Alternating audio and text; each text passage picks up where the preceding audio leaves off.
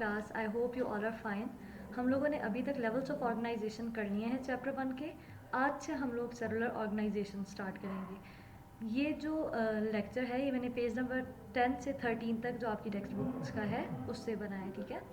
So first comes cellular organization. What is cellular organization? Cells की body के अंदर organisation किस तरह से वो अरेंज है बॉडी के अंदर, उसको हम कहते हैं कि सेलुलर ऑर्गेनाइजेशन, ठीक है। All the organisms have been divided into 5 major groups. सारे ऑर्गेनिजम्स को 5 ग्रुप्स के अंदर डिवाइड किया हुआ है। वो कौन कौन से ग्रुप्स हैं? Prokaryotes, protist, fungi, plants and animals. ये 5 ग्रुप्स हैं, ठीक है। और सारे organisms, all the organisms are made up of cells. सारे ऑर्गेनिजम्स सेल्स के ही बने हुए होते हैं। Next comes there are 2 basic types of cells. अब कौन कौन सी 2 बेसिक टाइप्स हैं सेल की? एक होते हैं प्रोकैरियोटिक सेल्स और दूसरे होते हैं यूकैरियोटिक सेल्स। अब प्रोकैरियोटिक सेल्स की जो ऑर्गेनाइजेशन है ना, वो सारी ऑर्गेनाइजेशन प्रोकैरियोट्स में हम लोगों को देखने को मिलती है, जबकि प्रोटिस्ट, फंजाई, प्लांट्स और एनिमल्स ये सब जो है यूकैरियोटिक सेल्स के बने हुए होते हैं, ठीक। Then comes the cells organize in 3 ways to make the bodies of organisms. Cell को 3 तरह से ऑर्गेनाइज किया जा सकता है ताकि वो लिविंग ऑर्गेनिजम्स की बॉडी बनाए, ठीक है। तो एक unicellular organization, second is colonial organization and third is multicellular organisation.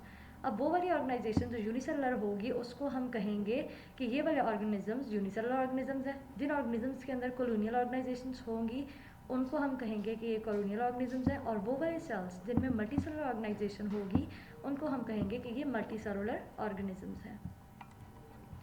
Unicellular organization. In unicellular organisms, only one cell makes the life of an organism.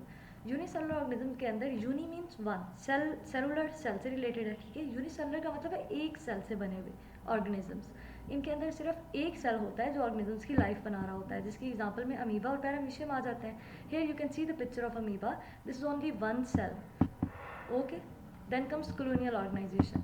In colonial type of cellular organization, many cellular organisms live together but do not have any division of labor among them. Colonial organization के अंदर जो sales हैं, जो organisms हैं, ठीक है, वो colony के फॉर्म में रहते हैं। जिस तरह आप ये देख सकते हैं एग्जांपल में वॉलवॉक्स की कॉलोनी के फॉर्म में रहते हैं, लेकिन उनके अंदर डिवीजन ऑफ लेबर नहीं है। हर सेल अपना पूरा काम कंप्लीट करता है। ऐसे नहीं होता कि एक सेल एक काम करे और दूसरा सेल दूसरा काम करे।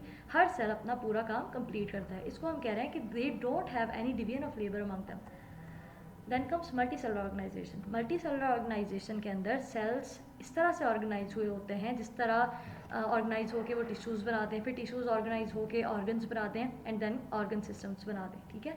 इसकी एग्जांपल में फ्रॉग और मस्टर्ड प्लांट आ जाता है। मस्टर्ड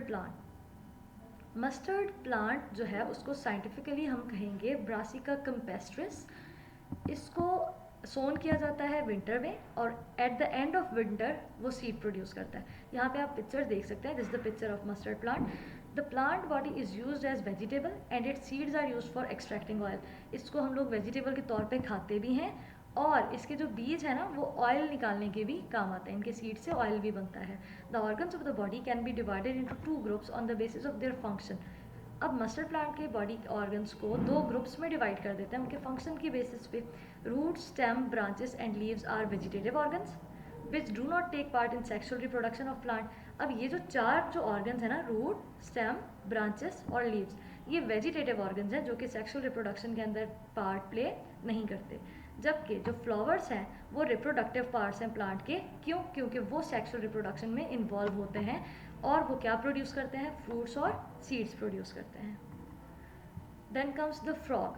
फ्रॉग का साइंटिफिक नेम है राना टिग्रीना, ठीक है। फ्रॉग के अंदर भी मल्टी सेलुलर ऑर्गेनाइजेशन होती है। The body of frog is made of organ system and each organ system consist of related organ.